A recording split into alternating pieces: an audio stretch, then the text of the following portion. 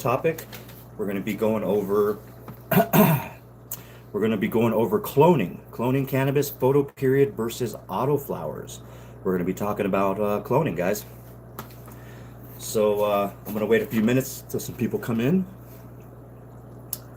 and then let me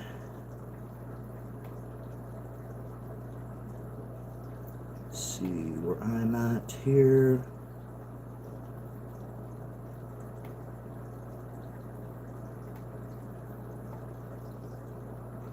Okay. All right. Give it just about another minute or so, guys, before I start. Let some people come on in. And if I go quiet at any time, guys, that's probably because I'm either taking a drink or taking a toke. So either one of those is happening if I go silent. And I promise I will be right back. And I'll try to let you guys know, too, before I do any one of those things. Okay. All right. Let's see here. Let me give a shout out in chat here.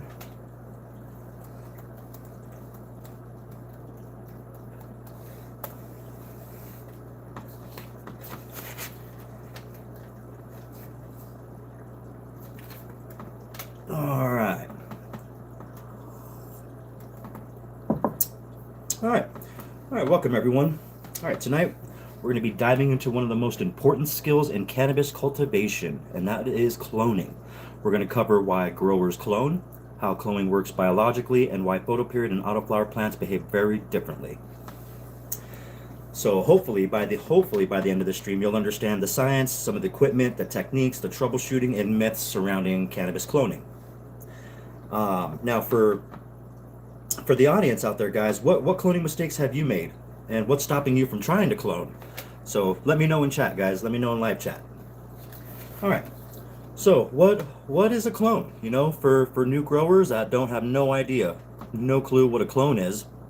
Well, a clone is a cutting, and it's taken from a healthy mother plant that develops its own roots. Because it's genetically identical to the mother, every desirable trait from aroma and potency growth to structure can be preserved. Commercial cultivars rely on cloning to maintain consistency, which is very true. Because let's say you find a unicorn out there, what are you going to do? You know, you're going to hope it's a photo period, because if it's an autoflower, then that's it. That's it with that generation, unless you breed with it. But you're not going to get, with autoflowers, you won't get that full exact phenotype. So what's the next best thing? You better hope it's a photo period, so that way you can clone. So you can take a cutting of that plant, keep the mother plant and veg, and keep her alive, and then just keep taking cuttings from her. And all those cuttings you take, root them out, and then flower them out. And then you have consistency. You have the same mother plant. It's going to be the same herb, the same everything, the same terps, the smell, so the looks, same as the mother plant. And that's cheap. It's going to save you some money on seeds. You're not going to have to pop a seed every single time. You could just go and take a few cuttings, and boom, there you go. You're off to a great start. And that's assuming that your cuttings will make it too. Because a lot of cuttings don't make it. Even when you think they're pretty good, you're like, oh, I got a solid cutting, looks very healthy, and then all of a sudden, a week later, it's dead. And it just won't root. You'll get some of those. It'll happen. And then you'll get some that'll root pretty fairly quick. Within the 2 weeks, you'll get some roots. It'll be ready for soil or hydroponics, or however you aeroponics, however it is you grow. So why clone a photoperiod plant? Well, you can clone it for the genetics. If you find, you got an old school genetic, like, got some white widow or something like that, and you're like, man, I got that white widow, and I don't want it to, I don't want to get rid of it just yet. Well, clone it, and then you can just have a few plants off to the side cloning that you can flip to flower, and you have your white widow there while your other one is in veg, and you could just keep taking cuts from the mother plant. So that's, a lot of people do it for the genetics. If they like the uniform canopy that a certain cannabis plant, a cultivar, it shows off its different uniform canopies. And some growers will want that predictable flowering. growers like that. So if it's very predictable and you know when it's going to flower, you're like, oh, okay, you know what? So it'll grow about one, it'll grow, and then more or less when it's going to flower and for how long it's going to flower. Um, and like I said, and also growers will take cuttings to save on seeds. Seeds can be pretty expensive depending on who you go through. And even some of the small town, even some of the small time breeders and stuff like that are still kind of pricey. Everything's getting kind of pricey, especially with the seed ban and all that's coming up in November. Now it's not specifically for a seed ban, but in with that farm bill, when they opened up the government again, when it got shut down and they opened it up again, they snuck something in there and about the hemp, which basically states that, because seeds have the potential of producing a plant that has, upwards in the 30% THC, that it's bad for you. So they want to ban that, which requires banning the seeds itself. So I don't know. I don't know how long, if it is going to happen. I mean, I'm sure it is going to happen, but I don't know how long for. And I'm most positive people are still going to be able to get cultivars and stuff like that through how we did old school. Just how you know somebody and they know somebody, and you're just going to have to go through that to get your genetics and cuttings and stuff like that. Or it'll just be banned for a little bit, and then they'll fix it and come back, and then seeds will be back on the menu. Hopefully that's the case, because I like going through a few breeders that maybe I might be impacted by that November rule coming into play. All right. Oh yeah. Also, you got perpetual harvest too. That from cuttings. If you just keep taking cuttings and keep kicking cuttings, and you're rooting them out. Like every 2 weeks you're taking cuttings and you're getting them rooted. Every 2 weeks you're taking more cuttings and getting them rooted. You're having a perpetual grow. It's like one right behind the other. So once you harvest, then it's like a week or two later, then you got another harvest. A week or two later after that, another harvest. So it keeps. You got perpetual. That's exactly what it is. And so that's another reason why a lot of cultivators and stuff like that will take cuttings from them. Now we got there's the science behind it too. You got the auxins, you got rooting hormones, wound healing, callus formation, transpiration, humidity domes, and why leaves are trimmed to reduce water loss while roots develop. So if you guys are ever curious why you see cultivators, they cut around some of the leaves when they're taking clones. They cut the tips off the leaves. They do that to prevent too much water loss while the plant develops roots, because everything in that clone, everything that's held in there, that's all it has. So it's constantly needing that humidity and that spray down from you every once in a while, so it can drink water from its leaves, because it doesn't have any roots yet to uptake anything. So while the plant is working on its development on roots, it'll whatchamacallit, while it's developing its roots, it'll work on it'll work on developing its roots while it's drinking from the tops and stuff like that when you spray it down, and the humidity which is inside the humidity dome, which you got to keep fairly high, guys, like pretty 80-90%. And I would lean towards 80. I don't know, 90% seems a bit too excessive for me. I think 80% humidity is just that's a great number for clones. Maybe 85. Yeah. Take a drink of coffee real quick, guys.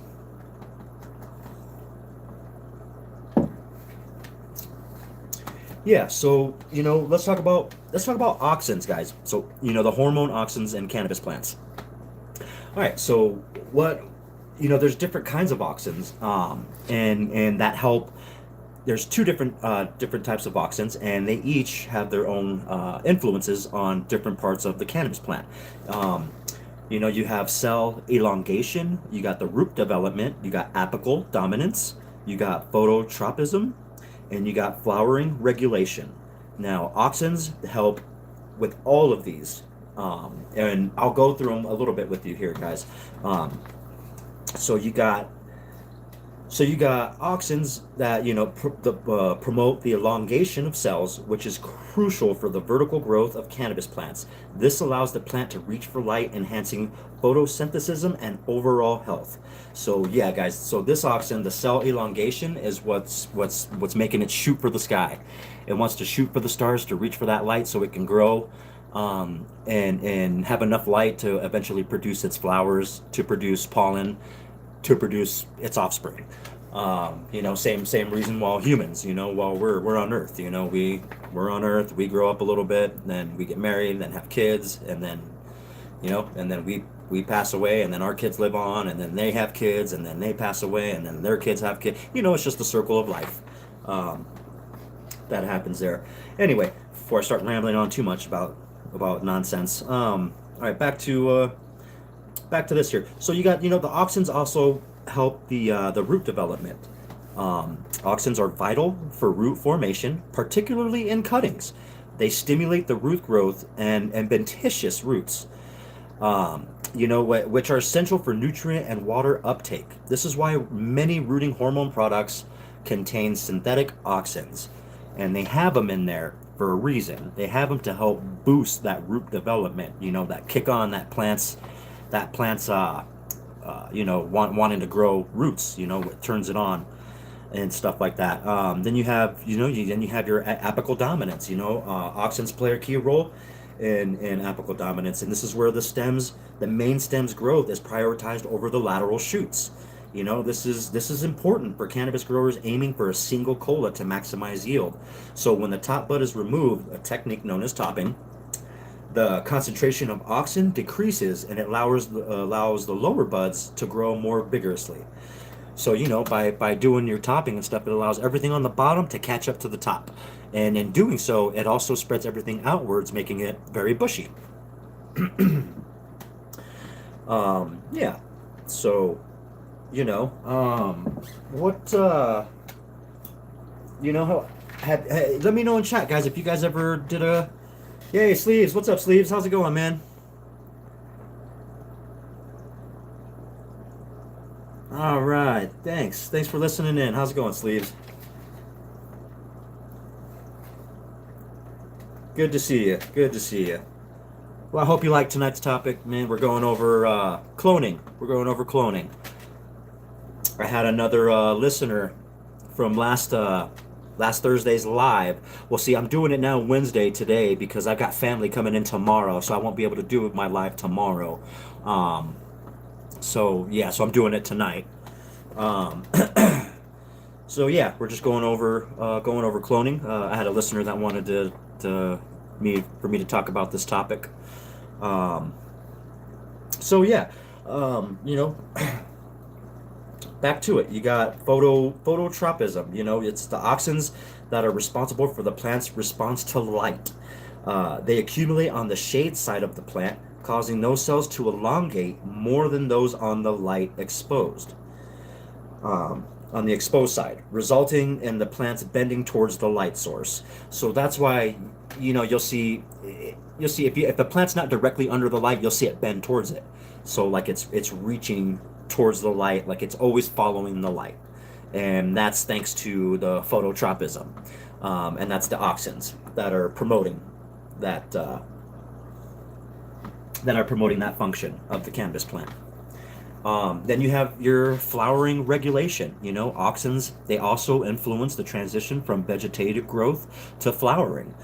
So by understanding how to manipulate auxin levels, growers can optimize the timing of flower and improve the quality of the buds. And what they kind of mean, by growers that can optimize the timing of flowering, is so when you improve the quality of the buds is so you get a jeweler's loop and you're like, oh man, it's been flowering for almost 2 months now, so she's almost ripe. So you go in with your jeweler's loop and you start watching, and you start looking for your cloudy trichomes, you got your ambers. So you're looking for that. So you're optimizing your time. So you're trying to find that window of when to chop your plant down, in order to optimize its potency, and its psychedelic effects. So, you have your, like I said, you have your two different types of auxins. You got one is indole 3 acetic acid. That's the most common natural auxin. That's crucial for various growth processes in cannabis. And then you have your indole 3 butyric acid, and that's another important auxin that aids in root development and is often used in rooting hormone formulations. So a lot of the rooting hormones and stuff you buy, like Clonex and stuff like that. Oh, hey, what's up, guys? Cheers. All right, cheers, Jack Ash. And I make sure to say Ash, not another one. How's it going? Appreciate you coming in, stopping in. Cheers. All right, guys. So you got boosting auxin levels. Growers can enhance auxin production through organic methods such as using seaweed extracts. You have your compost teas, and that's which can lead to healthier plants and improve yields. When you're feeding them everything that they need when they need it, then you have gorgeous big fat buds. Who can complain? Um, and also, understanding the hormonal interactions too. Auxins work in conjunction with other hormones like cytokinins. That's, the balance between these hormones can determine whether a plant focuses on root or shoot growth, which is critical and effective for cultivation strategies. Um, so, you know, um, you got to focus on the roots, or is it does it need root growth? Is it did you just take a cutting and you got focusing on the root growth, or did you just take are you focusing on the plant's just overall growth and speed? Like in DWC, guys, you guys have DWC. Those plants take off very quickly in DWC. So that auxin alone right there is definitely has a lot of it, for it to grow so quick. Yeah, and auxins, they're vital for growth and development of a cannabis plant. They're influencing everything from root formation to flowering. So understanding their role can help cultivars optimize their growing practices and better yields and healthier plants. Plain simple. It's easy. Just understanding. Well, it's not. For new growers, I can see it can be very confusing. For new growers, and especially if you don't know, what a clone is, or how to take a clone, where to take a clone, what do you need to take a clone. All right, well, slow down. That's where I come back in again, and I'll go over it, guys. We're gonna go over exactly everything that you need to do. Now, too bad I don't have another camera, or I would do a step-by-step demonstration. I don't have a photo period, so I wouldn't be able to anyway, guys. Anyway, I would love to do so, just to show you guys up front, close and personal, how it goes. But I'm gonna go over it verbally, and hopefully you guys can understand it.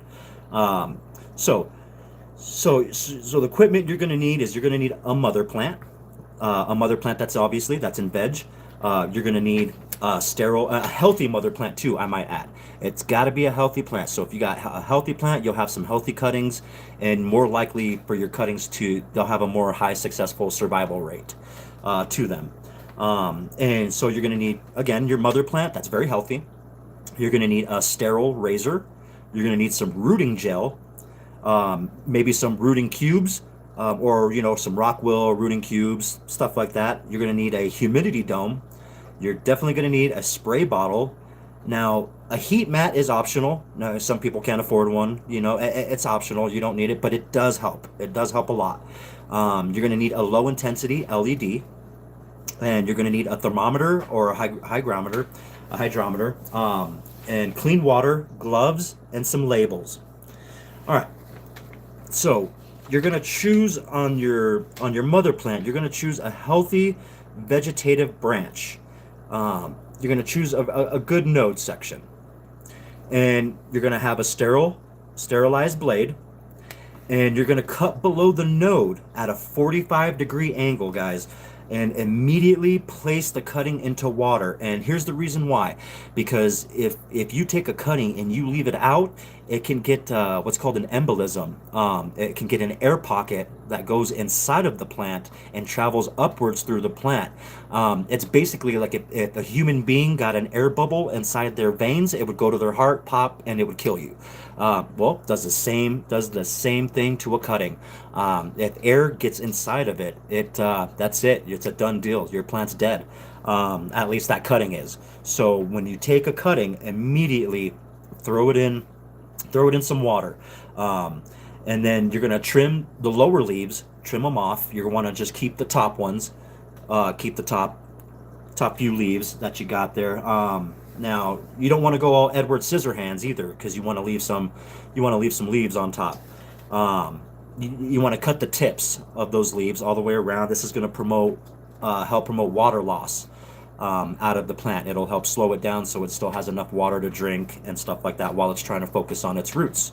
You're gonna so after you have it, after you trimmed it and you have your cutting inside of water, a cup of water, and the water, make sure it's like some fresh RO water. Try not to use tap water and stuff like that, because you don't really know what's in the water and if it's got any bacteria or anything like that in it.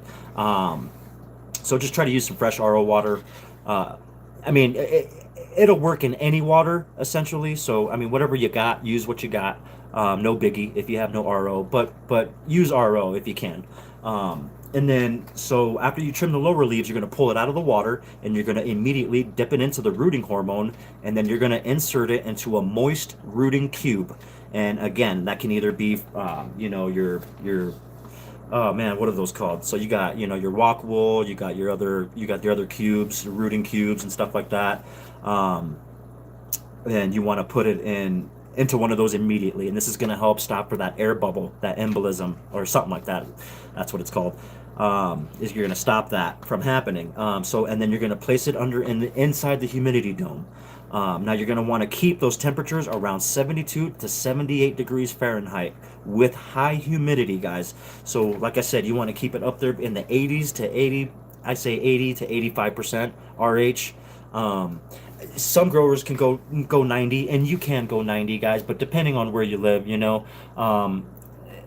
that could be a bit excessive, and you might have mold or something that starts to appear, or which you don't want. And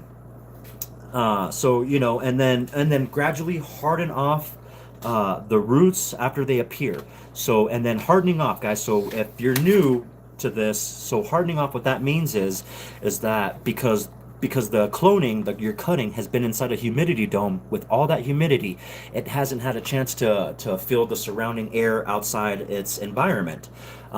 So if your RH outside your environment is at sitting at 37 degrees, and it's about 80 degrees out, 80 degrees Fahrenheit, and it's 37 RH, and you take your 80% RH cutting that's been in a humidity dome, and then you just take it out and put it all of a sudden out into your environment, you're going to kill it. So you need to slowly at the top of your humidity dome usually have these air, where you can move these air valves, where you can allow so much air to come in. And every day you want to just crack open a little bit more of the valve, and then the next day crack open a little bit more, and this is called a hardening. You're slowly, gradually exposing it to the outside environment. So that way it can last, and when its roots develop, it can go right back to growing again outside of the humidity dome. So it's very important to harden off. Like I said, because if you don't, you're gonna kill them, and then that's just gonna be a waste of time. You spent 2 weeks trying to get them to root, and so you got your roots. You got your cuttings, they're rooting, they're ready, and then you go and harden them off, or you don't harden them off, and you go and you expose them to the outside environment. They're going to die on you. The next day, you're going to come and be like, "Whoa, what the fuck happened to my plants?" They're going to be dead. Some of them might be strong enough, to survive. I've seen it happen. So maybe not all of them will die, but I wouldn't take that chance. Especially if you're working really hard on your cuttings and stuff like that, and you want all your cuttings to survive. So, yeah. Yeah, guys. I don't know if you guys have any questions. Oh yeah, that's for sure, sleeves. Yeah, clones do not like the cold. They hate the cold. Yep, they hate to dry out and the cold. Those two right there will kill immediately kill a clone. Um, yeah. Let's see. Hey guys, has anyone ever cloned a plant successfully? If you have, tell me about it. Tell me what strain it was. Let me know in chat. And what rooting medium do you guys prefer? And then, and for for shits and giggles, has any of you ever tried cloning an autoflower? I mean, even though, so here's the deal with cloning an autoflower.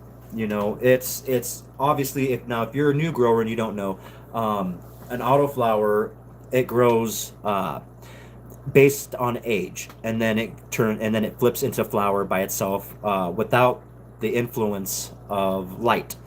So an autoflower will grow usually about a month and then flip to flower, and then you got about 2 more months of flower.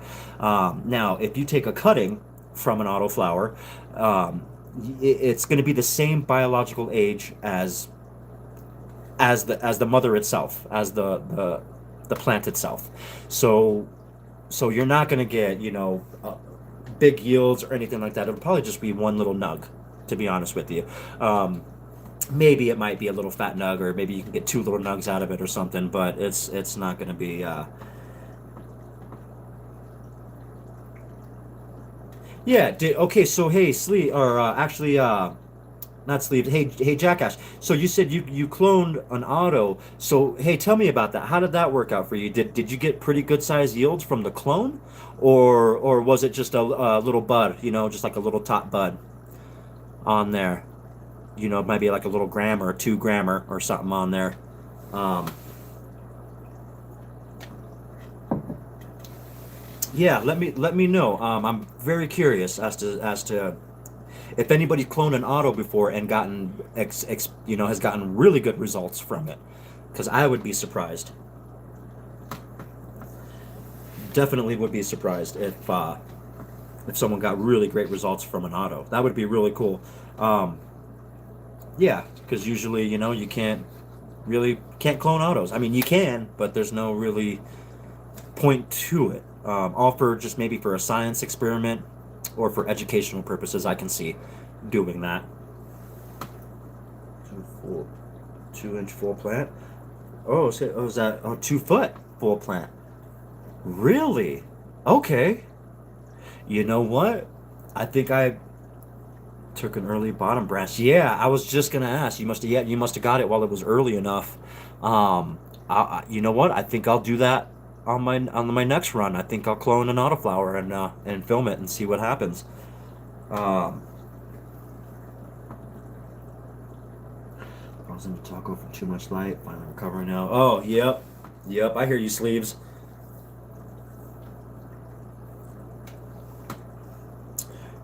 Yeah. Well, I do plan on doing some photo periods here pretty soon. Not pretty soon. I would say within a year. Within a year, then I'll start photo periods. I want to continue with autoflowers and DWC. I really want to knock this DWC out of the park. And get really good at growing in deep water culture. And once I do, then I'll start growing photo periods in deep water culture, and then I'll start doing clones, and then I'll make videos. I'll make a whole bunch of videos on clones and stuff like that, and then in a year, by then I should have upgraded to better cameras and stuff like that, to where you guys can see exactly what I'm doing, um, and get the first person point of view.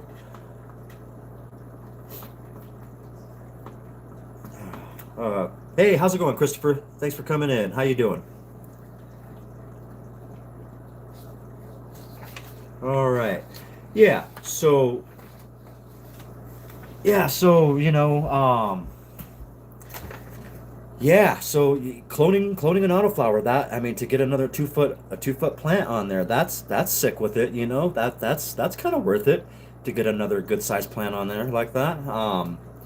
Yeah. I was under the impression cloning an autoflower, you'll just get a little nug. Depending on what the age of the plant that you took the clone from. If that makes sense.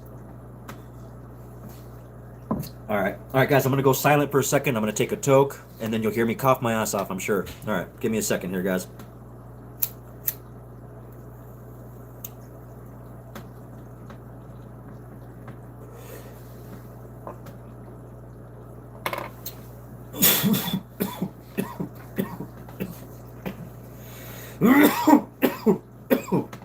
Oh shit.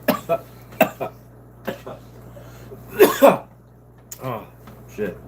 All right, that one got me, guys. All right, so what happened? You used a tub with DWC to clone. Okay, okay. You talking about like man, like those plastic bins? I think. Wait, what do you call those? Shit. Well, I guess you just call them a tub. Really, I think that's what it is.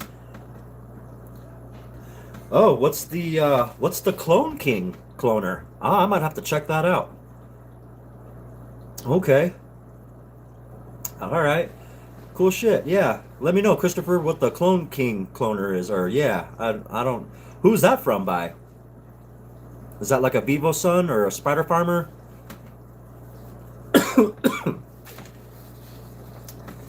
You know what? Actually, I don't think it is Spider Farmer. Spider Farmer should come out though with the clone thing, or do they now? I want to say they have a little hydroponic setup or something like that now that they're coming out with. That it's either came out or it's about to come out, something like that. Oh, so you okay? So you made yours then? Oh man, that's even badass. Well, Christopher, one little fun fact about me is I can't build shit. I can grow. I can grow left and right. You know, grow vegetables, grow fruits. I can grow trees. I can grow. Obviously, I can grow some cannabis. But yeah, definitely can't build anything, man. I suck at building shit. I can't even put a pop up tent together. You know what I mean? Yeah. So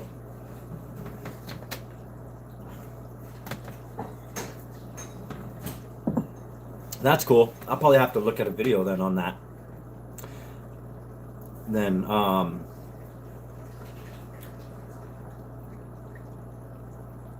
okay, for sure. Yeah, for sure, Christopher. I'll look him up. Clone King, and I'll check it out and see what's up and see if maybe yeah and shit maybe if there's an off brand too because I'm not too rich. Okay, let's face it, I'm not rich at all. So yeah, so I definitely would love the secondhand kind of type deal or the thrift or build your own. Do the DIY. That's fucking cool too. Um, Mine cost me $2 from the store and a cheap air pump. Yeah, okay. Shit, sick with it. Okay. I'm gonna have to look this up. I feel like I've been living under a rock or something. But then again, also guys, I haven't been cloning anything for quite a while. So yeah, that's if it's fair. I'm pretty sure there's a lot of cloning products that have come out since the last time I've cloned. So I'm sure there's been a fucking shit ton of stuff that's come out.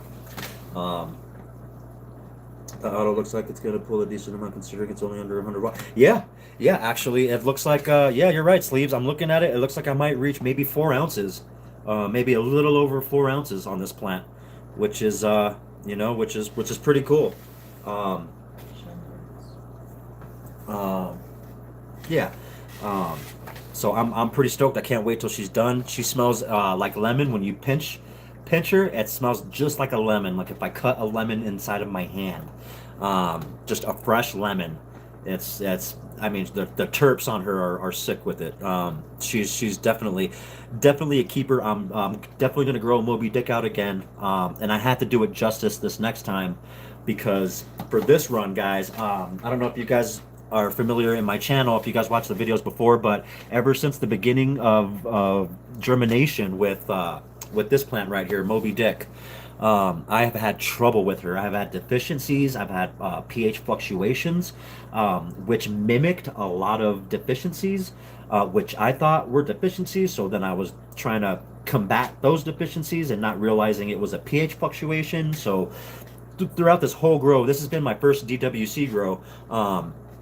And I don't think I did too bad. I tried to stay on top of it for the most part, and still give the plant what she needed. But I mean, as you can tell, I mean she's already yellowing. I still have another 2 to 3 weeks still of growth with her. So, and she's already yellowing on me like crazy. Um, yeah, so I'm a little concerned on that. I don't know how she's going to do towards the end. I hope she just fattens up and just ripens up, and then not worries too much on the photosynthesis part, um, and just focuses on ripening. That's my I'm crossing my fingers on that because she's got some pretty good decent buds right now, and which is awesome, which is amazing. I just hope that I can get them fatter, without because she's been so stressed out through her whole life. I just hope that I can get them a little bit fatter. So yeah, um, yeah, and definitely I don't know. Oh yeah, and guys, I will be upgrading. I'm going to a 2x4 here.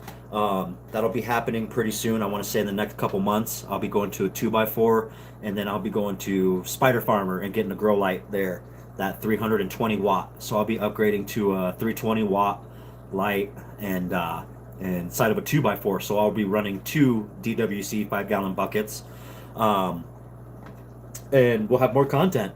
So I'll have a lot more content. I'll excuse me. I'll still save my 2x2 here that we're in right now, and eventually when I start doing photo periods, I'll have my mother plant in the 2x2, and then in the 2x4, I'll just be growing, flowering, just flowering out, and growing them out inside the 2x4. So that'll be fun when I start doing photo periods. I'll start doing that. So that's going to be fun. But that's not going to be for a year, about a year. I want to continue real strong. My goal is, guys, is I really want to be known. I really want to be known for growing autoflowers and DWC. So when people hear, oh, hey, what is, Ruderalis Rex? And be like, oh, yeah, he grows in DWC with nothing but autos. That's what I want to be known for. So, so I want to do that for at least, yeah, at least a year. Oh, yeah. Sleeves, heck yeah.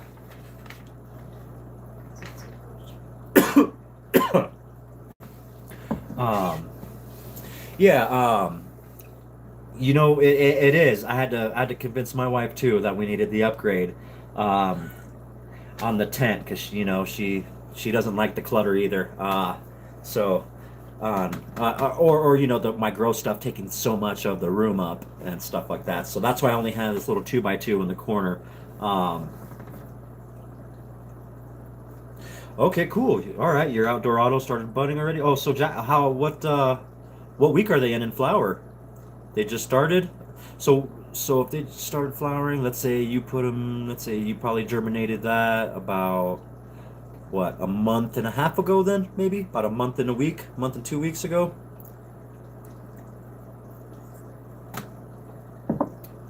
And they're flowering. And there's some budding now already. Maybe, or maybe a month and then started budding.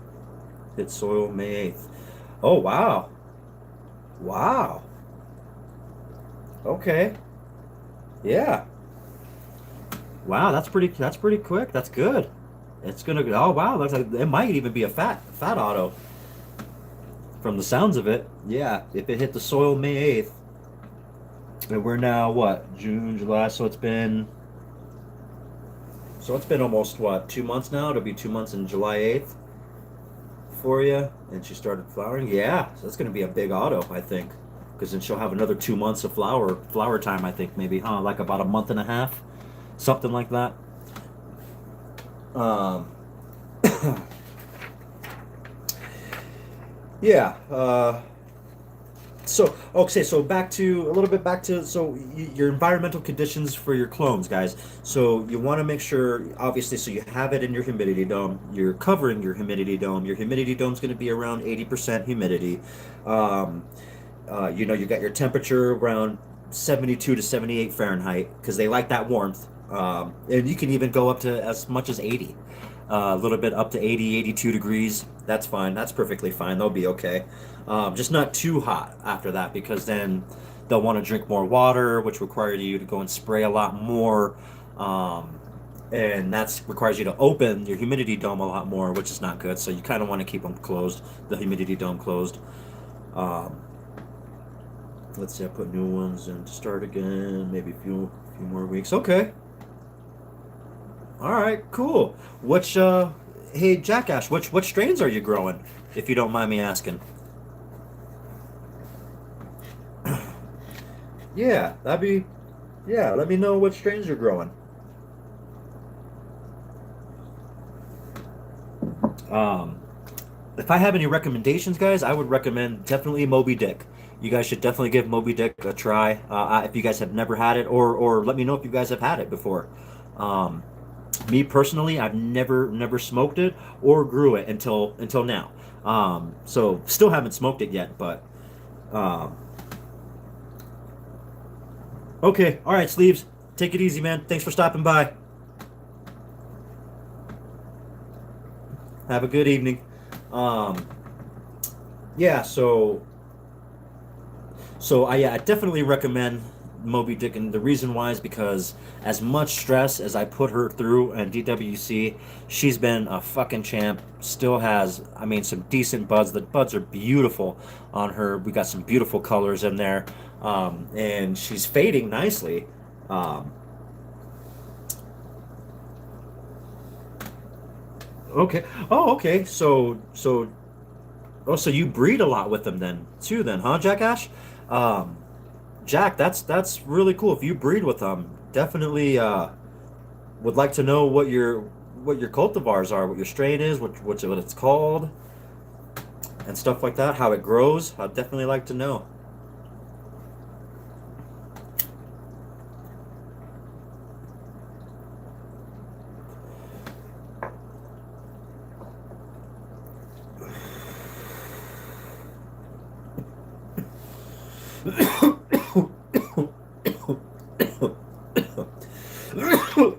That's what's up.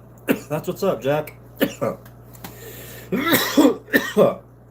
Heck yeah, man! I'm a big autoflower fan too. Um, what's your favorite? What's your favorite? Hands down, if I put you on an island, Jack, right now, and told you you can only pick one autoflower strain to grow for the rest of your life, what's it gonna be? Let me know. Um, for me, that's I give me like about a minute to think about this one, and then I'll get back and give you my answer on what I would pick. Um, but maybe you have one in mind right away that you know, like you're all for sure. I would pick this one hands down every single time.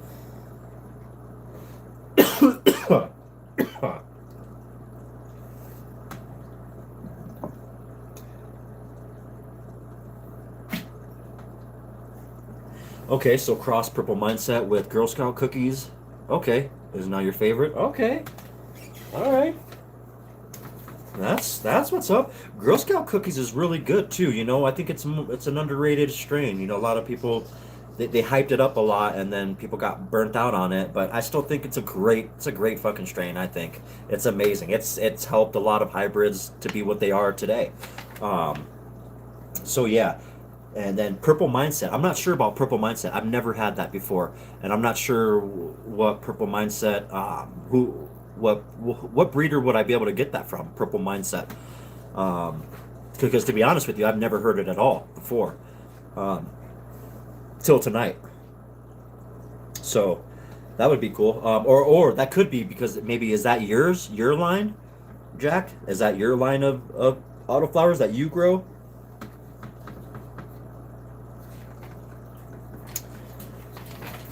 Yeah.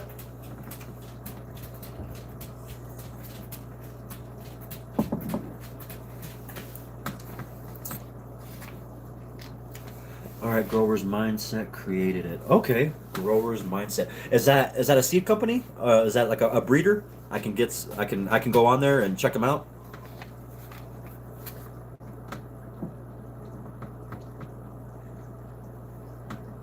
All right, that's what's up.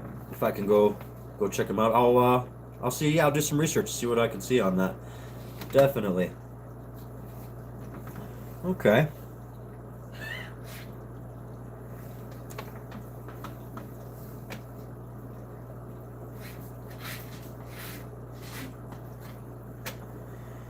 All right.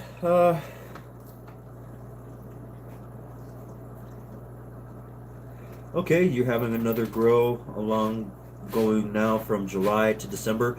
Oh, okay. So and that's photo periods. I'm taking it, or no, or is that still just autos, all the way? Is it auto flowers that you grow all the way?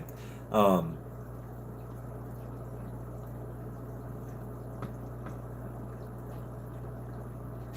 oh, I definitely will. Yeah, I'll hit them up. Okay, autos for sure.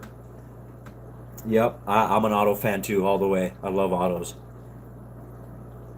Yes, sir. They're they're my favorite. They're my favorite thing, and I love autos because they have so many qualities. They're underrated, man. Some auto flowers are definitely underrated. A lot of people don't like them, or they say they're not potent enough, or they don't yield enough. Bullshit. The auto flowers I see coming nowadays, they're making their way to the top. Some of them are right up there with photo periods. Now I wouldn't say every single auto flower, but I mean I've seen some auto flowers that stood up definitely hand to hand with some photo periods. Um, okay, yeah, all right, Jack. I'll definitely check them out. Grower's Mindset. Okay, all right, I'll check them out. Oh, oh, sweet. I gotta ask you something. Okay, because on my channel I do STS sprays as well. But I have been having a fucking hell of a time getting my plants to reverse. So my question, first of all, have you ever been successful with an STS spray? And if you have, who did you go through? What company did you go through? Because I went through two, and it didn't work. Each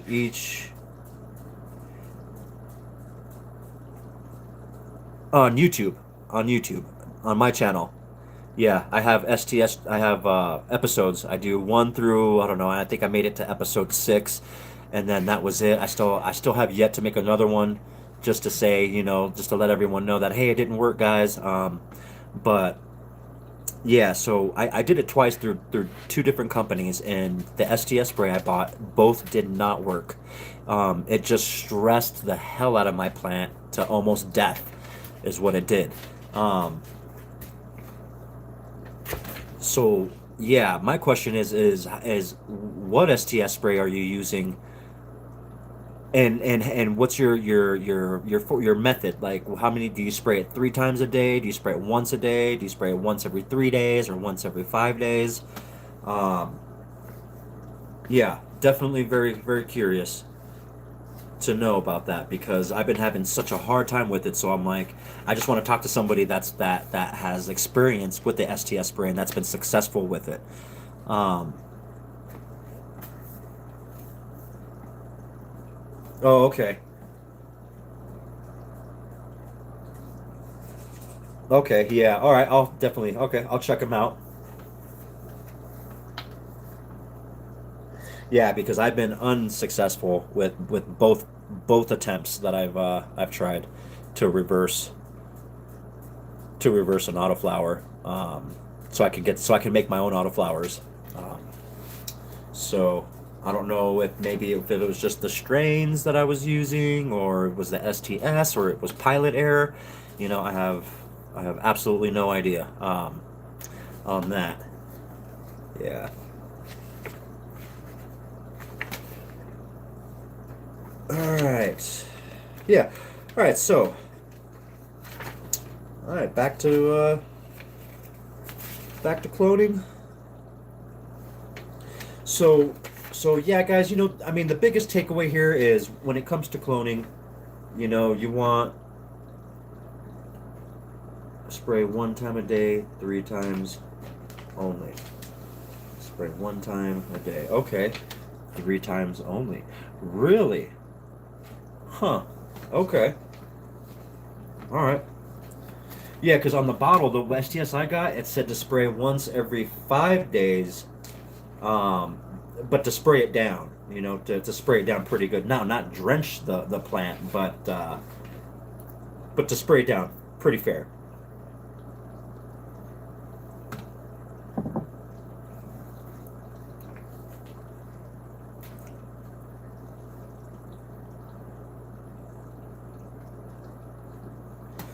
All right, yeah. So, yeah. So like I said, for cloning, the biggest takeaways you need healthy mothers, clean tools, proper humidity, patience, gentle light, and you can produce some very healthy clones. Oh, okay. Use a brush, not spray. Interesting. Okay, I used a spray on both methods of application. I used a spray. Um, yeah, did not work for me at all. Nothing. Not no sacs forming. No nothing. No reverse. No even signs of reversing. It continued to flower, and it just stressed, and it was also just stressed out. It became very brittle. Um, at least that was my experience with it. So I haven't given up. I still want to try again, and if not, I mean, I'm gonna make my own autoflower line, um, and just do a mad seed drop is what I want to do, and just do this like big, humongous grow competition with my autoflowers that I eventually come to breed. So I can't wait for stuff like that's in play. Um, it's in motion. I just gotta try to figure out how to get it going, how to get it to work. So once I figure out the STS, I mean, and if I don't figure out the STS, I'll just go back to old school. You know, I'll get some male pollen. I'll try to find male Ruderalis and get its pollen and go ahead and pollinate an autoflower, and so it can still continue to have the autoflower trait. Now, I could use pollen from a photo period, but then I'd have to breed for a few generations in order to breed out the photo period and have that recessive trait for autoflowering, uh, to bring that out, which takes time. So, which in essence, yeah, maybe I should take time, but I'm really not that much of a patient person. So I'll probably just try to do the STS or just get male pollen and do it that way, from a male Ruderalis. That way it can continue just to be 100% autoflower. So those are my plans eventually. So yeah, so if you stick around, Jack, definitely I will have a mad seed drop, dude, and everyone that I know or that's a regular on here will get free, absolutely 100% free. All I would need is just an address, where to send it to, and I'll let you. Everyone will know when that day comes. I'll be pretty stoked too when that day comes, because then I'd be pretty proud to put my genetics out there for everyone to grow, and hopefully I get some great feedback. You know, um, and then that's is that is now when you said you crossed it purple mindset with Girl Scout cookies, Jack. Now is that your line? Is that yours right there? And then you made that yours, and then you're just going to continue with that, and then keep breeding that and make it stronger, or do you continue breeding and doing something else with that cultivar?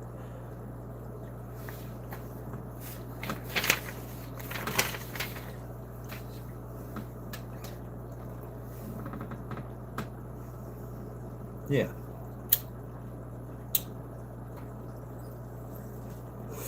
Sorry, I was taking a toke real quick here.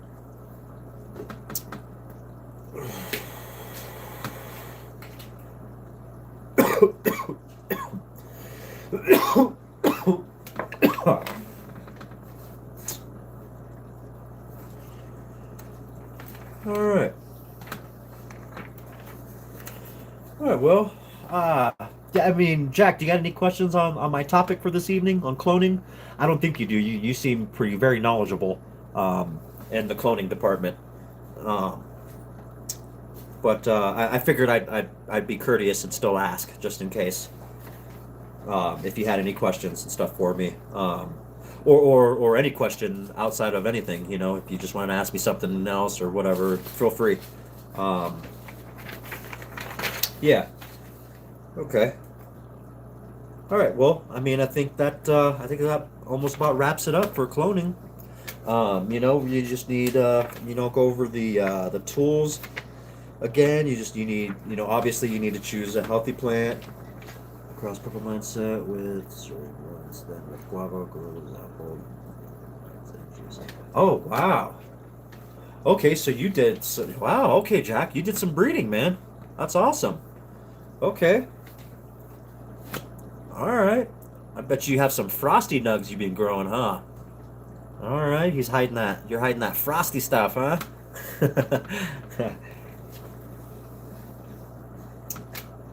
Okay. How is the guava? I have yet to try the guava. Oh yeah, huh? For sure, Jack. Heck yeah, man. Growing them frosty nugs, dude. Keep it up, bro. Hell yeah. Hell yeah. The more people I can teach to grow weight. Not that I've taught you, and just saying in general. The more people I can teach new growers and stuff like that how to grow and make their own frosty nugs. It's definitely makes an impact. Okay. Okay. Let's see here. Let me check out your channel here. All right. All right. I subscribe to you. All right. Just subbed up on you there. I'll go and check him out.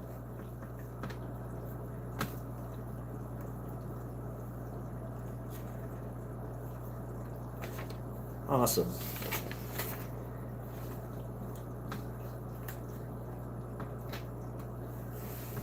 Right on. Heck yeah. Yep. All right. Yeah. Yep. Well, this is Moby Dick Auto right here that we're looking at. Um. Yep. She is day 39. Day 39 flower. So yeah, she's getting up there.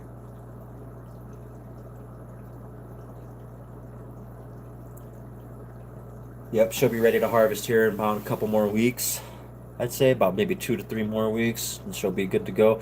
Hopefully, I got some I don't know, what would you say, some, let's see, what's that now, remember, the hijacked is a new account. Okay, for sure. All right, I'll keep that. Yep, I'll keep that in mind. All right, right on.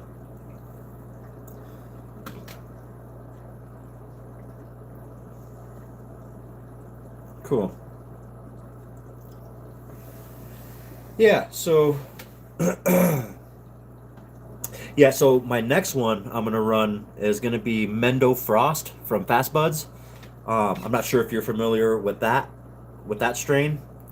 It's one they won an award for it. I think at the Autoflower Cup, and I can't remember if it was the American or the World Cup.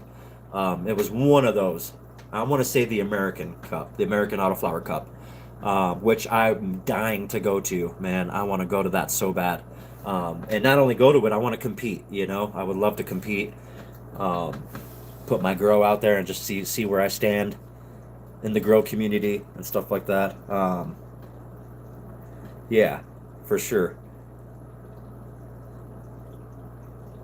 But yeah, man, I love growing autos. I love autos. The challenge, because some of them are finicky. You got to be on point with them. You got to keep them in the Goldilocks zone from day one, and even through drying and curing.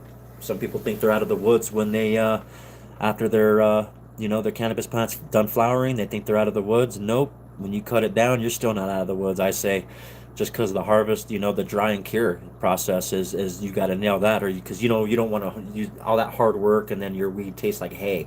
That shit sucks.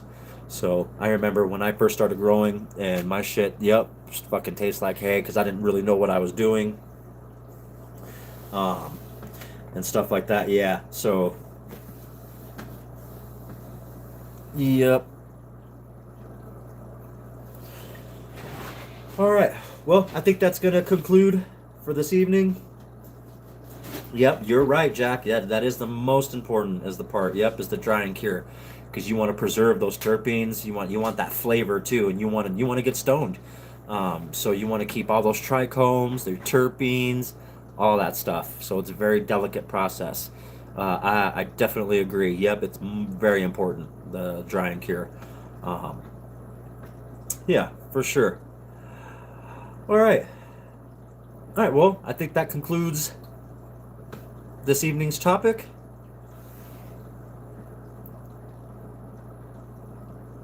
All right, man. Yeah. Cheers, Jack. You have a good night. I'll be on next live next Thursday. I'll be on live. All right. Cheers.